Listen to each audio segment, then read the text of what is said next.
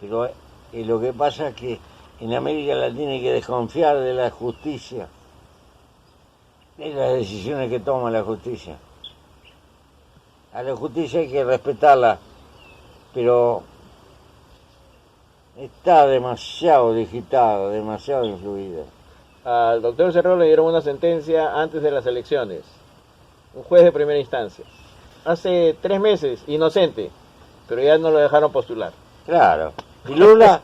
Lula, imagínense, le quitaron, es lo mismo. Lo tuvieron 1 año y medio preso al pedo. Y después, la Corte Suprema absuelto. Absuelto, ¿te das cuenta? Imagínense, lo mismo está pasando en el Perú. Entonces, sí, pero lo sacaron del medio. Lo sacan de la carrera. Hay otra manera de dar golpe de Estado. Antes eran los golpes de Estado antiguos, venían los milicos, pero ahora un juez lo saca a uno de la carrera. Ahora te sacan. Es lo mismo. Sí, es el...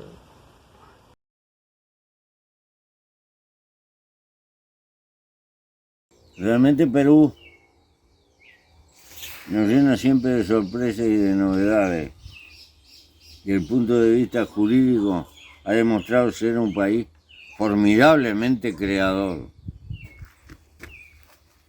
No me puedo explicar el por qué tiene una justificación real la persecución judicial a Vladimir Cerrón. Definitivamente, un representante de una fuerza política que buena o mala o regular es una expresión organizada del pueblo peruano. Cuando el sistema invalida la cabeza de un dirigente, no solo está toqueteando un nombre,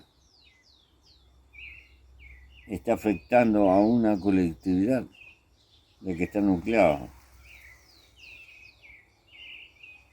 Y la democracia se basa en la coexistencia de posiciones diversas, incluso hasta a veces antagónicas. No hay democracia si no aprendemos a conjugar eso y a respetar eso. Para estar todos con una sola voz y un solo credo, nos salía más barata la monarquía que la democracia. La democracia se inventó para darle lugar a las diferencias. Por lo tanto, hay que respetar las diferencias y la distancia. No comulgo con esta manía de judicializar la política.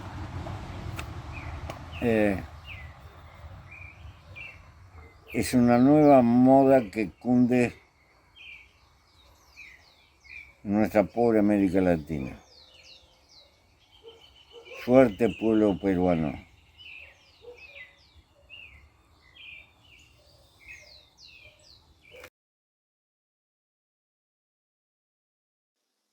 El día 23 de noviembre del año en curso, he recibido la grata solidaridad del expresidente de la República de Uruguay, José Mujica Cordano, frente a la persecución del cual es víctima nuestro partido Perú Libre y mi persona. José o Pepe Mujica no solamente es un viejo luchador latinoamericano de izquierda, sino es poseedor de un espíritu renovado, juvenil y potente, además creador de una nueva corriente filosófica, la misma que le hace falta a muchos líderes de izquierda en su lucha contra el neoliberalismo continental y mundial. Neoliberalismo que, pese a ser una doctrina del saqueo ya decadente, se resiste a morir. Pero lo peor de todo es que no tiene una alternativa sólida que pueda sustituirlo en el continente o en el mundo.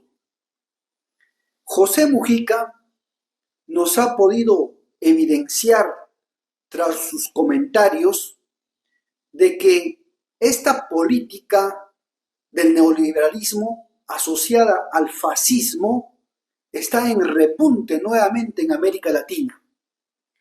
Después del triunfo de Donald Trump en Estados Unidos, aparecieron Jair Bolsonaro en Brasil, Javier Milei en Argentina, Nayib Bukele en El Salvador, Fernando Camacho en Bolivia, Leopoldo López y Corina Machado en Venezuela, Antonio Kast en Chile y otros más.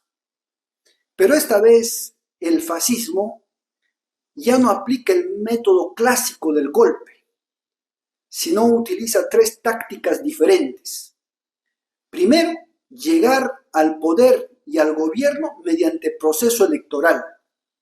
Segundo, mover corporativamente los medios de comunicación digital y los tradicionales. Y tercero, una persecución implacable desde el punto de vista judicial a cualquier tipo de opositor. José Mujica va a cumplir ya 89 años dentro de poco, lo cual pone en evidencia dialéctica que no importa la edad del protagonista, sino la edad de su pensamiento, contribuyendo a dejar un legado muy valioso y una herramienta de lucha ideológica, política, económica y programática para los sucesores de la izquierda. Gran camarada Pepe Mujica, muchas gracias por sus palabras y puede estar seguro que Perú Libre no va a defraudar al pueblo, no solamente luchando por un Perú libre, sino también luchando por la patria grande. Abrazos.